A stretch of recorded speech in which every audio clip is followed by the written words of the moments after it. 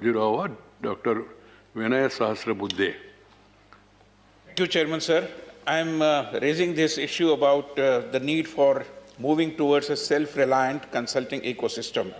Sir, as we know, on January 25 this year, President Joe Biden signed an executive order which mandated that wherever possible, federal agencies should maximize the use of goods, products, and materials produced in and, more importantly, services offered in the United States.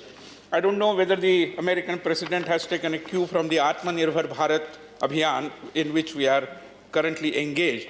But the House is aware that consulting has become a big industry and several foreign companies are here and several in other developing countries as well. Tech-driven consultancies, data-driven consultancies. I need not take the name of various consulting agencies, but they are essentially foreign agencies.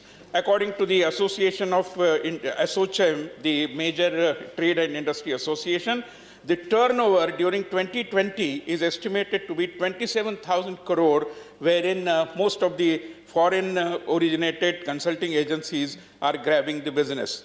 80% of the business schools products are joining consultancy firms. And in India today, for example, the public policy has become a very attractive domain, a very lucrative domain, and all talented students basically go for that. What I am suggesting here, sir, is that the government should adopt a policy wherein Indian consultancy firms are given more preference against the foreign firms, because as it happens, the reason why local consulting firms lose out to global giants is because of the eligibility qualification criteria in public procurement tenders. उसमें sir ऐसी शर्तें लगा देते हैं कि इतना turnover होना चाहिए, इतना अनुभव होना चाहिए, वो भारतीय फर्म्स के पास होना मुश्किल होता है, और इसलिए मेरा विनम्र निवेदन है कि इसमें भारतीय कंसल्टेंसी फर्म्स को अधिक प्राधान्य मिले, इसलिए नियम कानून में परिवर्तन। Thank you.